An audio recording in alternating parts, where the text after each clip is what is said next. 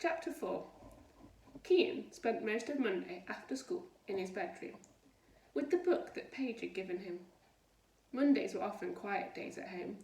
Mum and Eddie sometimes didn't get up from the sofa, except to accept a pizza delivery. Kian took the opportunity to sit in his room and try to read his book. He did it one chapter at a time, then had a rest. The chapters were short, some of them just 3 pages. Never more than 5 pages, even though it was quite thick. He liked that about the book. And the weird thing was, reading it felt good. Although it was hard and he didn't know what some of the words meant, he found he could do it and could understand it. He was reading, and after each chapter he would lie there and stare at his cobweb, thinking about the story. Escape to the Future was set in another country. It was about a girl who lived in a scary world where the leaders were brutal and children were treated like slaves. But in the story, the girl found a network of other children who were fighting to be free. And Kian understood the title, Escape to the Future. It meant the children were trying to get away from their pasts and into a happier future. After he heard Mum and Eddie go to bed, Kian crept downstairs, so quietly he didn't even wake the dog, and ate the pizza crusts and cold chips that had been left amongst the discarded wrappers on the kitchen table. Tuesday, in school, Kian went to the library at lunchtime with his book. He wanted to try and read 1 or 2 chapters in the time he had. After he'd been reading for a while, Paige arrived and grinned when she saw him with the book. "Where have you got up to?" she asked. "The bit where she realises there are other children who want to escape to the future too," said Kian. "It's so exciting." "Yes," Kian enthused. "I love it." "I can't wait to hear what you think of the next bit," Paige smiled. "Why? What happens?" "I don't want to spoil it for you," Paige replied, "but meet me here tomorrow and tell me what you think, will you?" Kian nodded and touched the book in his bag, excited to feel the smooth cover and flick of pages under his fingers. This went on all week. Kian would read a few chapters every night, then come and chat to Paige about it at lunchtime. This made him feel good, really good. Wednesday, Thursday, Friday. The week was going so well that the weekend caught Kian by surprise. For most of Saturday it was calm at home. Eddie was out a lot. Mum was watching TV. For a while they watched Home and Away together. Later in the day, Kian was in the kitchen, microwaving a green and wrinkly potato. It was the only food he could find. His book was on the kitchen table, bookmarks sticking out. He was desperate to get upstairs and find out what was going to happen next.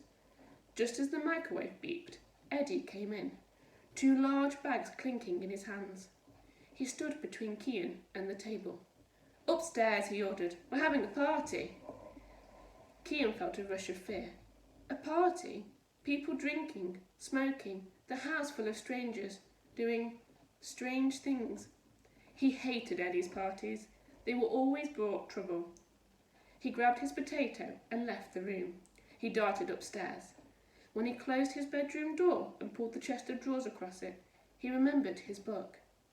He could hear voices downstairs. Moments later, loud music erupted. People were starting to arrive. He dared not go down there now. His heart sank. He slumped onto the floor. Kian stayed upstairs all night until Sunday morning. He had found some headphones on the road a few days before and stuck them into an old radio he had and listened to different radio stations. Mostly talking, not music. It masked the noise of the party and of people trying to force open his door. Now it was morning. All was quiet. Mum and Eddie would be in bed all day. Kian got dressed and went downstairs to find some food. He was starving. He needed the toilet too. The front room and kitchen were strewn with bottles and pizza boxes, and tiny plastic bags, just rubbish everywhere. It smelt too, sour and sharp.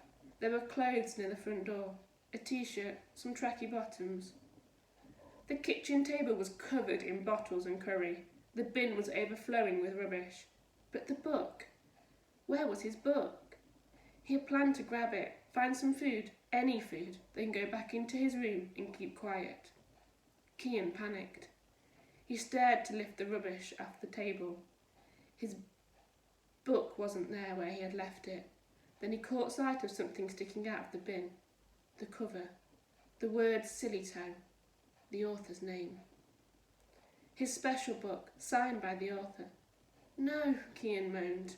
He snatched the book out of the bin. It was wet with curry and beer. It smelt. The pages were stuck together. The front cover came away in his hand. Kian felt himself slump onto the kitchen table.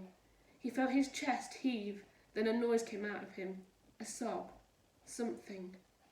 Then he heard something coming downstairs. A heavy, uneven thumping noise.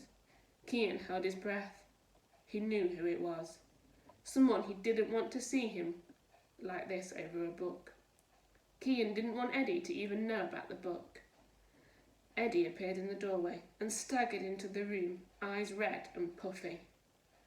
What's that? Eddie laughed. Your homework? It's mine, Kian snapped.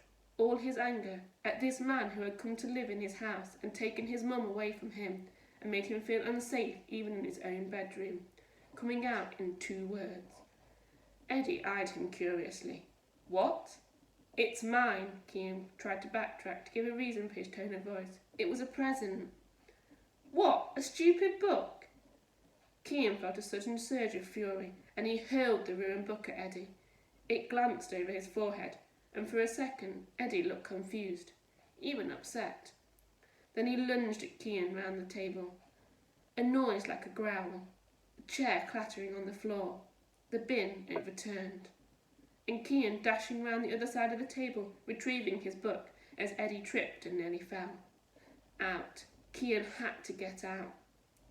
That's it. I'm gonna have you, Eddie roared. I'm sick of you. Kian had no choice. He couldn't stay in the kitchen. He couldn't go to his bedroom and be trapped inside the house.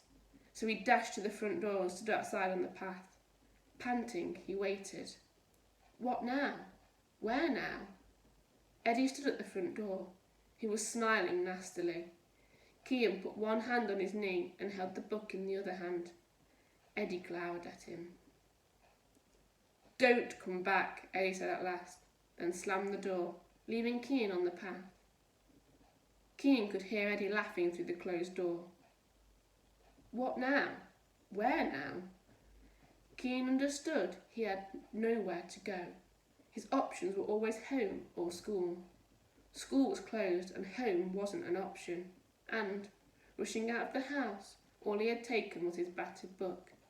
Not even a coat, and it was raining. All he could do was walk away from his home out into a state. He'd have to find somewhere.